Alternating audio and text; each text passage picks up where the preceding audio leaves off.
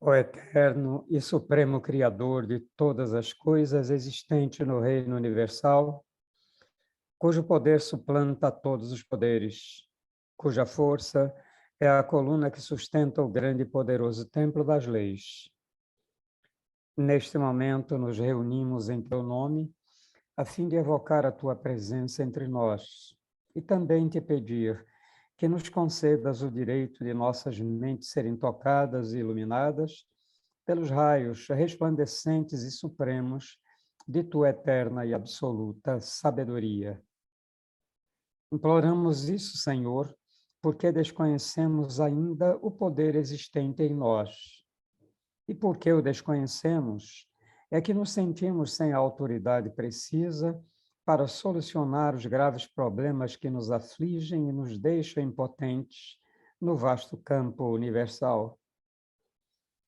Vem até nós, Senhor, e derrama sobre nós o bálsamo suavizante e curativo de todas as enfermidades, tanto do corpo como da alma. Ensina-nos, Senhor, a libertarmos-nos de todas as mazelas que nos infelicitam no vasto campo material.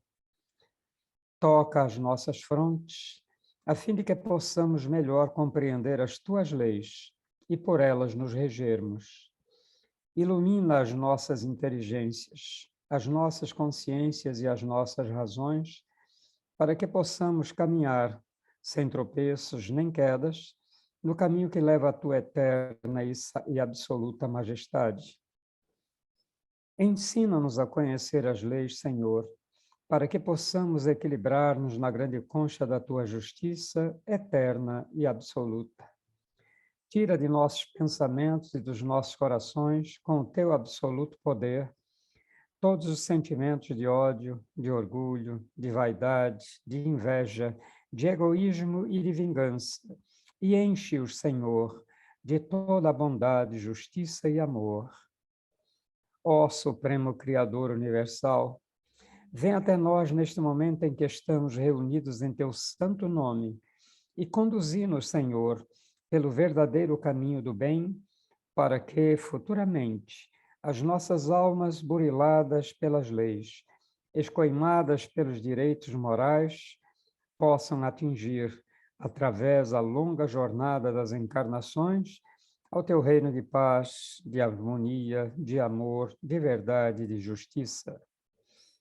Confiamos, pois, ao Senhor de todas as coisas, da tua presença entre nós, e temos plena certeza de que, ao nos retirarmos deste templo, obra de teu supremo poder, estaremos curados, completamente curados de todos os males que nos infelicitam, quer na parte material, quer na parte espiritual.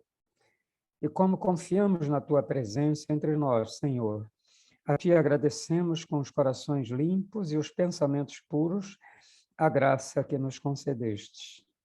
Pedimos, pois, mais uma vez a ti, ó Senhor, que nos conduzas ao teu soberano reino de sabedoria, de força e de amor, onde impera a sublime e eterna perfeição. Que assim seja. E assim, em nome do grande arquiteto do universo, Deus Todo-Poderoso, estão abertos os trabalhos virtuais da loja exotérica CBDista, o Trevo Sagrado, subordinado ao culto secreto da Ordem Maçônica do Grande Círculo Branco, invocando a presença de nosso venerando mestre Shevna, de toda a hierarquia espiritual CBDista, da diretoria espiritual, astral e material do Trevo Sagrado, bem como dos nossos guias, protetores, trabalhadores, de todos os presentes, para que deem cobertura e amparo aos nossos trabalhos, para que eles se realizem em paz, harmonia, amor e equilíbrio. Assim, damos por abertos também no plano material os nossos trabalhos desta noite. Boa noite, meus irmãos e minhas irmãs. Hoje, dia 17 de agosto de 2022, recebemos mais uma vez com muita alegria a nossa querida irmã Roseli para analisar a mensagem número 60 do livro Verdades que Foram Ocultadas. Roseli, a palavra é sua Quando faltar 3 minutos, eu dou um toque para que você se posicione. Se precisar pouco mais, não tem problema, mas eu sempre dou um toque para que você possa medir o tempo e fazer sua parte de finalização. Certo. Eu agradeço. Iniciar dando boa noite a todos e agradecendo a diretoria material e espiritual do Trevo por mais essa oportunidade de contribuir mais uma vez com essa obra, né? Então, essa mensagem 60, durante o período em que eu estive refletindo sobre ela, esses últimos dias, a palavra que mais vinha à minha mente era urgência, urgência, urgência, como se o irmão, ao transmitir esse texto, ele basicamente quisesse sacudir a humanidade acerca do que ele estava falando. Então, vamos iniciar aqui a mensagem 60, do dia 12 de 9 de 1948. O primeiro parágrafo. Os sinais do tempo indicam que todas as previsões estão prestes a se realizar e vários acontecimentos já podem comprovar o início da grande transformação anunciada. Quais seriam esses sinais do tempo? Quando a gente pesquisa sobre os sinais do tempo, vem sempre as profecias apocalípticas acerca do final dos dias, do final da humanidade ou do mundo. E a Bíblia tem vários textos, tanto do apóstolo João, como de vários profetas, a citar Jeremias, que trazem esses sinais do tempo. E aí eu fiquei pensando, quais seriam esses sinais que o irmão se refere aqui? Quais seriam esses sinais que estavam acontecendo naquele período especificamente, para que ele indicasse, por meio dessa mensagem, esses sinais do tempo? E aí eu olhei para a data, 1948, 3 anos após findar a Segunda Guerra Mundial, ou seja, vinham se passando realmente vários sinais. Tem alguns textos, por exemplo, no livro de Apocalipse ou Revelação, que fala que reino se levantaria contra reino. Mas o que mais ficou martelando na minha mente são trechos que tem lá no livro do profeta Jeremias, que fala que muitos ficariam afirmando a paz, quando não a paz. E o período após 1945 é marcado pelo que a gente passa a conhecer como sendo a Guerra Fria, não é isso? E hoje nós sabemos que essa Guerra Fria não foi apenas um embate ideológico. Nós sabemos que houveram vários conflitos, inclusive dos momentos mais marcantes que na verdade, essa chamada Guerra Fria é o lançamento das bombas atômicas em Hiroshima e Nagasaki. Então, a partir daí, a gente já vê que esses sinais que ele aponta são vários sinais que a Bíblia já dizia que iria acontecer. As escrituras elas já apontavam. Né? E todos esses sinais vão comprovar o início de grandes transformações anunciadas. O período da Guerra Fria, ele vai ser marcado principalmente pelo processo de construção de várias tecnologias, principalmente nos meios das telecomunicações. A internet, ela vai surgir a partir daí, ela vai começar a se desenvolver cada vez mais a partir desse processo aí. Vamos ao segundo parágrafo. Vejo Jerusalém sitiada. Vejo na Terra Santa o ajuntamento do povo que se diz privilegiado. Vejo a abominação no lugar onde não devia estar. Vejo este lugar decaindo, desmoralizado. e estremeço quando deparo com os quadros apocalípticos, indicando a calamidade e o sofrimento que toda a humanidade terá de enfrentar, em consequência de seus próprios atos. Vejo Jerusalém sitiada. Historicamente, Jerusalém ela foi sitiada em vários momentos da história. Um dos últimos teria sido em 70 Era Comum, né, quando Roma sitiou ela. Mas será que ele está querendo fazer uma alusão a essa Jerusalém que está lá no estado de Israel?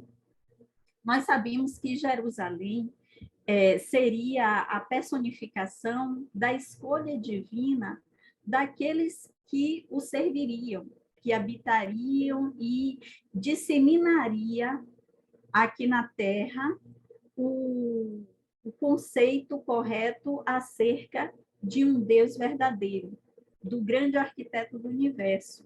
No entanto, as suas ações fizeram com que esse povo específico ele perdesse essa, não diria exclusividade, esse privilégio. E a partir daí, isso foi disseminado para todas as nações.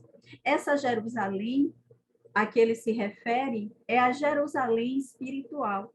É uma Jerusalém muito mais amplificada do que essa única cidade, que representa esse único povo. Essa Jerusalém é constituída por todos os povos de todas as nações que existem aqui na Terra. Vejo na Terra Santa o ajuntamento do povo que se diz privilegiado. Ultimamente, a gente consegue identificar várias religiões, várias facções que se autodenominam como sendo privilegiados e os únicos escolhidos por Deus. Aqueles únicos que terão o privilégio de uma dita salvação. E aí segue, vejo a abominação no lugar onde não deveria estar. Nós vimos também várias desses grupos, muitas vezes, utilizando a religião, utilizando o que deveria ser um consolo efetivo como sendo uma moeda de troca, utilizando os ensinamentos que contém em algumas escrituras sagradas como sendo um recurso para adquirir cada vez mais bens que favoreçam e coloquem eles em posições privilegiadas. E isso é simplesmente abominável. Vejo esse lugar decaindo e desmoralizado. Ou seja, isso não vai ser sustentado. Quando eu li essa parte, eu me lembrei de um trecho de Apocalipse, ou Revelação, que fala exatamente isso, que se ergueria uma meretriz e que ela seria exposta, que ela desencaminharia muitas pessoas, mas que ela, em determinado momento, seria exposta e seria desmoralizada, que seria mostrado efetivamente qual era o fruto que ela vinha produzindo até aquele momento.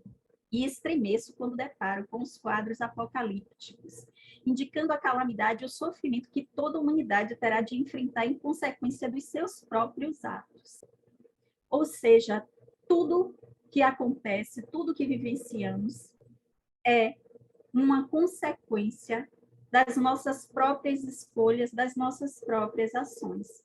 E voltando ao início desse parágrafo, Jerusalém sitiada, essa Jerusalém espiritual, eu me lembrei que o primeiro templo, o primeiro lugar onde habita a centelha divina, não é num lugar externo, não é em uma construção de tijolo ou de madeira, e sim no nosso interior, sim em nossa mente e em nosso coração.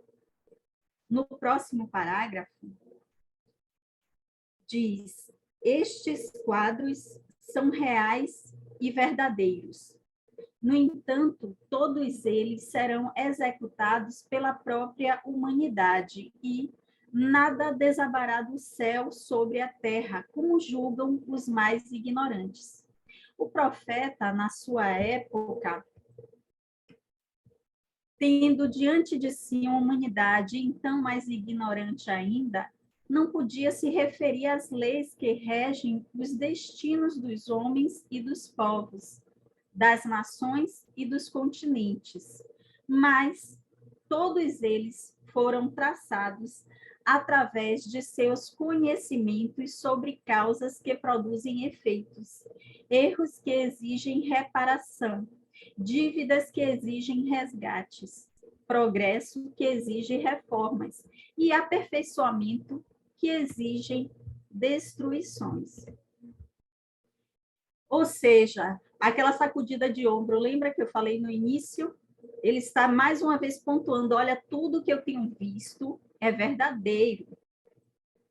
Tudo vai ser executado e não espere que seja Deus aquele que vai ser o ser responsável em fazer com que isso caia sobre vocês. Muito pelo contrário, tudo é lei. E a lei de causa e efeito, ela vai se fazer presente, porque as leis universais, elas são imutáveis. No passado, os profetas, quando conversavam com as pessoas e contavam sobre esses quadros apocalípticos, sobre esses sinais, as pessoas podiam até duvidar, porque eram ignorantes. Elas não tinham conhecimento da existência das leis. Talvez elas não compreendessem, mas hoje, com todos esses avanços, não tem como vocês refutarem. Eu estou reafirmando para vocês, olha, vai acontecer. Vai acontecer e vai acontecer por conta das ações e escolhas de vocês. Por quê? Porque nenhum erro vai ficar sem reparação. Nós estamos reencarnados aqui com esse objetivo de promover a reparação dos nossos erros e não repeti-los ou causar novos erros, novas causas. As dívidas, elas serão resgatadas. Então, não adianta lamentar quando, por exemplo, alguma tragédia acontece em grande proporção, porque aquilo ali muitas vezes é o resgate de uma dívida. Existem progressos que exigem reformas. Quantas coisas a gente vê hoje que o homem ele cria com o objetivo de promover uma melhoria para a humanidade e, no entanto, desvirtua no processo o que ele criou. Um exemplo, a própria radioatividade, que é uma fonte riquíssima de energia, é utilizada no tratamento de doenças como câncer. Mas fizeram o quê? Uma bomba atômica. Tem um documentário do History que ele fala sobre os motivos ou os fatores que podem levar ao fim do mundo. E um deles seria uma guerra nuclear. Hoje, o que a humanidade possui de armas nucleares dá para destruir o mundo várias vezes consecutivamente. Só para que possamos ter uma noção acerca disso. Então, existem progressos, existem tecnologias que foram descobertas que precisam ser reformuladas para que elas sejam utilizadas em favor da humanidade. Hoje em dia, por exemplo, no campo agrícola, consegue-se constantemente ter uma grande produção. No entanto, para se manter o preço ali mais elevado, para que mantenha um lucro elevado daqueles produtores, eles incineram toneladas e toneladas de alimentos. Então, que progresso foi esse? Para quê? Progrediu tanto para ter super safras, para poder destruir em prol de manter um preço, quando milhares de pessoas passam fome, e aperfeiçoamento que exige destruição. É interessante que hoje eu assisti um vídeo que foi enviado para o grupo da loja, né? que era exatamente uma jovem perguntando a um líder do espiritismo acerca da questão da legalidade das armas, do uso das armas. E aí foi o que veio na minha cabeça quando eu vi esse vídeo, foi esse trecho aí dessa mensagem. Aperfeiçoamentos que exigem a destruição. Qual a única finalidade da arma? Foi a pergunta que ele fez para a plateia. A única finalidade de uma arma, por exemplo, é matar, é tirar a vida de outra pessoa. Então, esse seria, na minha concepção, um aperfeiçoamento que exige destruição, que deixe de existir. E aí, na sequência, o irmão fala: ai dos homens interesseiros e conservadores das obras edificadas em memória da ilusão e do erro. Ai desses focos de recordações e estacionamento que ainda lutam e lutarão contra a edificação da nova terra e do novo céu, previstos pelo profeta. E isso, hoje, a gente tem visto de forma cada vez mais crescente. Pessoas que constroem obras e edificam não com o objetivo da caridade, não com o objetivo de educar, de instruir sobre a verdade das leis, da existência das leis que regem o universo, mas sim para criar uma ilusão e induzir o outro a um erro atrás do outro. Se eu não me engano, é o livro até de Amós que traz essa exortação, que diz, inclusive, ai daquele que desencaminhar um dos meus. Seria melhor para ele que amarrasse a sua perna a uma pedra e se jogasse no mar, do que desencaminhar aquele. Então, todos esses sinais têm por esse objetivo, chamar a atenção para o que realmente deve ser feito, que é obedecer e seguir as leis. No 5º parágrafo, o irmão segue: eis a luta inevitável entre o interesse e o despreendimento, entre o estacionamento e o progresso. Qual a instituição terrena capaz de evitar esta batalha? Através de uma solução pacífica. Quem se conformará em perdê-la antes de utilizar todos os recursos destruidores e lançá-los sobre populações indefesas e também culpadas? É impossível evitá-la, pois trata-se de uma exigência da lei e do progresso. Então, o irmão coloca aqui que existe uma luta entre a estagnação ou o progresso. Nesse sentido, qual seria o progresso que nos interessa? A ascensão planetária, a ascensão da Terra. E durante todo esse processo, nós estamos assistindo exatamente uma luta entre aqueles que querem manter a humanidade nessa estagnação e aqueles que querem tentar imbuir a humanidade a um outro nível de vibração, a um outro nível de convivência. E aí ele questiona: será que alguém vai abrir mão? Será que alguém vai permitir que a solução ela se dê pacificamente? Será que vai ser tudo tranquilo? Vai ser tudo pacífico? Vai ser tudo fácil, suave? E ele diz que não, que é impossível que aconteça. Por quê? Porque trata-se de uma exigência da lei do progresso. A lei do progresso, ela não permite estagnação. A estagnação, ela não está ligada à vida e ao progresso, muito pelo contrário. Então, esse embate, ele vai se dar. até que a lei ela se cumpra, até que efetivamente a Terra ela se torne um lugar propício para a humanidade que está disposta a cumprir a lei. A ciência se multiplicou e as nações mais poderosas não medem sacrifícios, nem valor empregado na construção de engenhos destruidores. A moral não se desenvolveu na mesma equação para controlar o instinto criminoso e, assim, impedir que a Terra seja ferida por uma humanidade cega, que ainda desconhece a finalidade da lei e da vida, e, consequentemente, do verdadeiro ideal.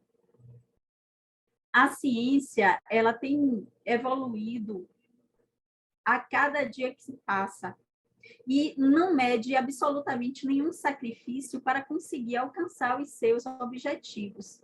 No entanto, o que nós mais temos assistido é que essa ciência busca cada vez mais o lucro. Ela não tem o objetivo de estar a favor da humanidade. Ela não tem o objetivo de sanar problemas nos quais a humanidade ela vivencia já há milhares de anos. Por exemplo, existe a questão dos medicamentos. Essa questão é um divisor de águas. Por quê? Porque existem vários medicamentos, e a gente pôde observar durante o período que nós vivenciamos a pandemia, que não tem uma utilidade efetiva para determinadas doenças, mas ainda assim acontece desse medicamento ser difundido e divulgado como sendo algo que vai sanar profundamente aquele problema que a pessoa ela vivencia. A ciência ela não tem se empenhado em fazer esses medicamentos com o mínimo possível de danos colaterais. Não tem tanto comprometimento, é só o material. Não vai além do material.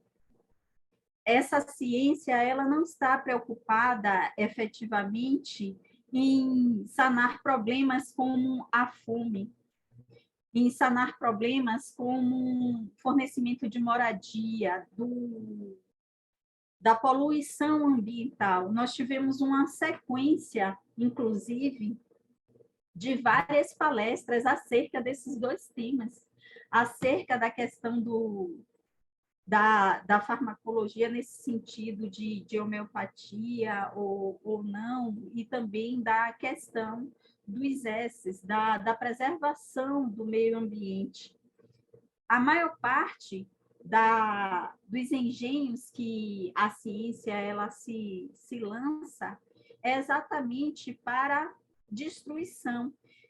Tem tido, desde alguns anos anteriores, uma grande propaganda ou especulação sobre uma nova guerra mundial, sobre a ressuscitação de uma guerra fria entre alguns países que estiveram envolvidos durante esse confronto.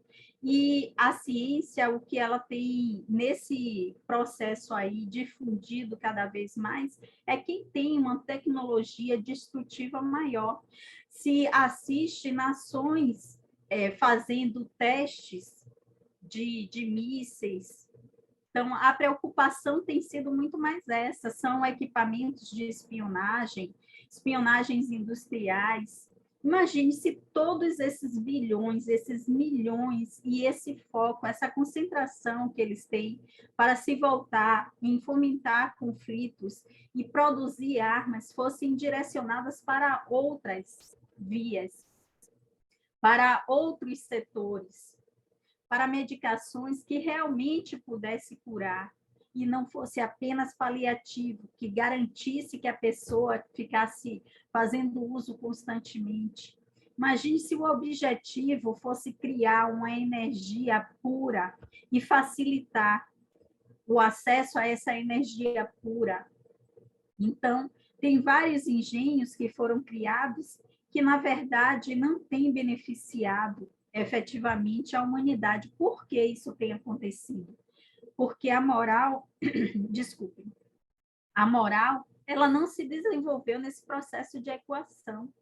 O que está nesse processo, nessa equação aí, na verdade, é exatamente o lucro, é exatamente o enriquecimento e muitas vezes o acúmulo de uma riqueza que a pessoa nem sequer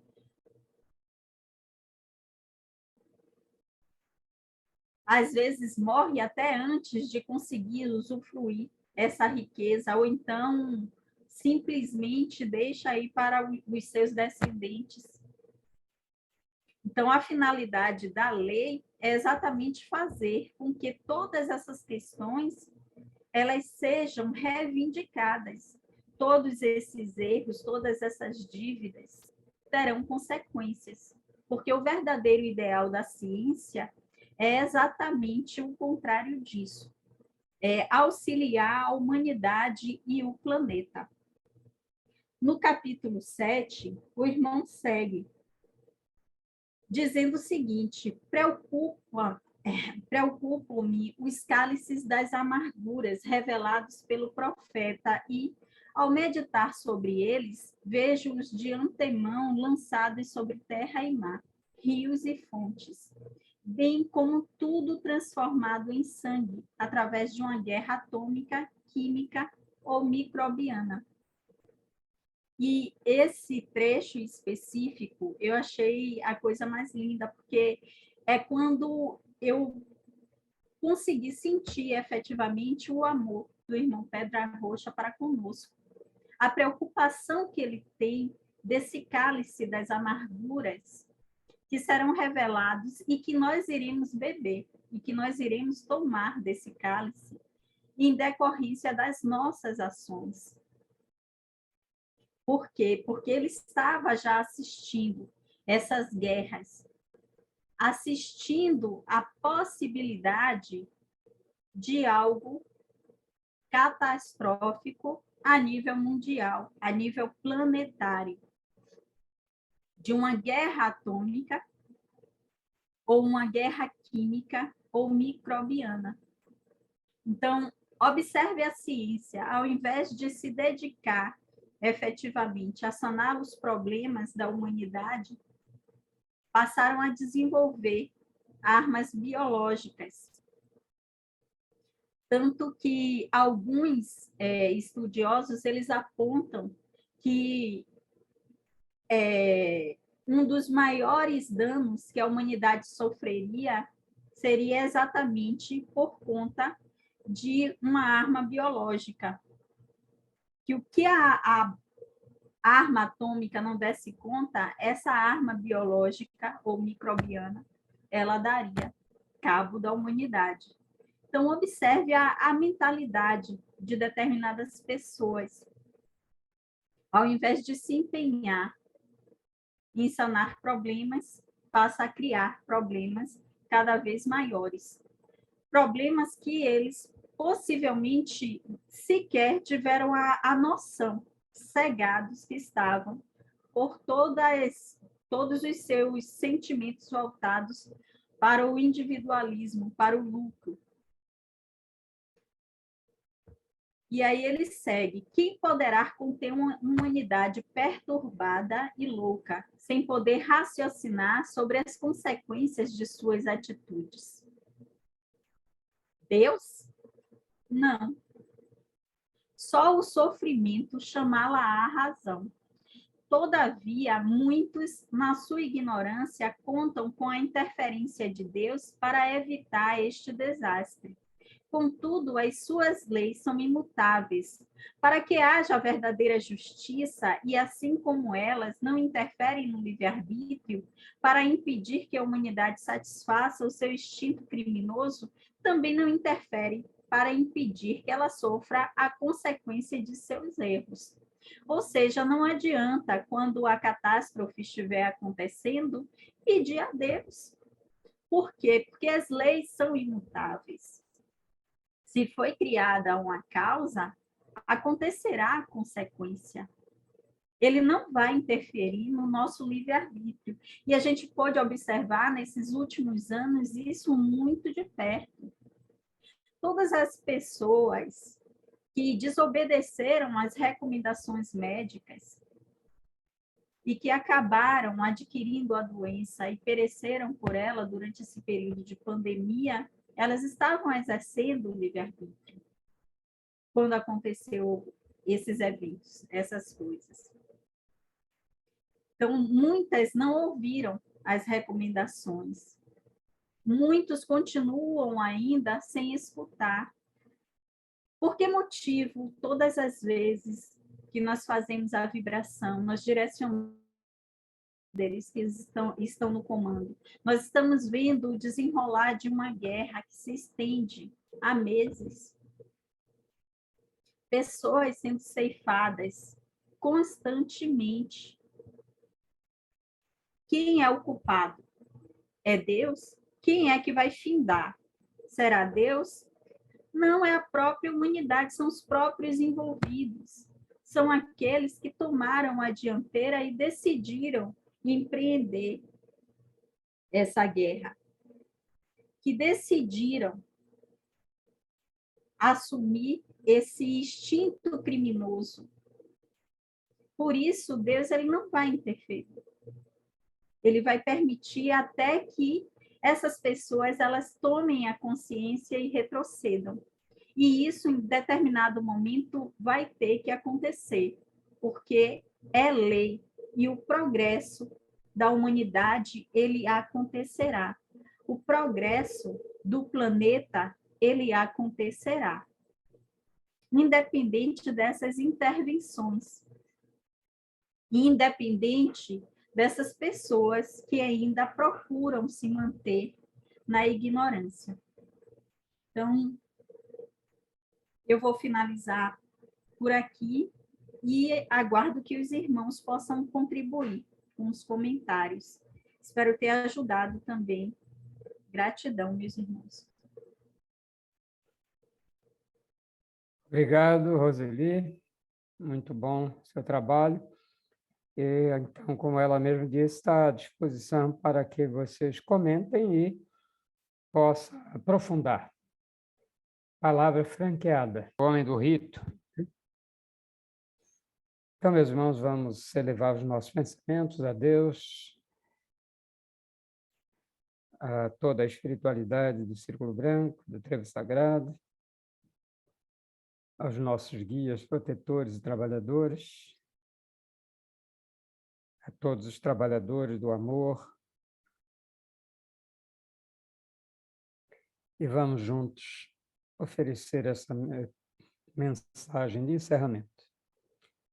Nós te agradecemos, ó Senhor, Criador e Dominador de todas as coisas, por teres atendido ao nosso chamado e derramado sobre nós o teu bálsamo suavizante e curativo de todas as enfermidades. Encheste o nosso ser de teu santo poder e de tua eterna sabedoria.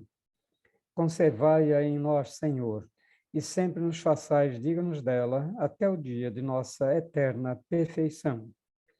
Que assim seja, e assim sendo, em nome de Deus Todo-Poderoso, grande arquiteto do universo, dou por encerrados os trabalhos da sessão virtual da Loja Exotérica Cebedista do Trevo Sagrado, subordinada ao culto secreto da Ordem Maçônica do Grande Círculo Branco, agradecendo ao nosso venerando Mestre Chevne, a toda a hierarquia espiritual cebedista, a toda a diretoria do Trevo, e aos nossos guias, protetores e trabalhadores pela cobertura que nos deram e que continuam dando até o encerramento final dos nossos trabalhos. E até a próxima sexta-feira, se Deus assim nos permitir.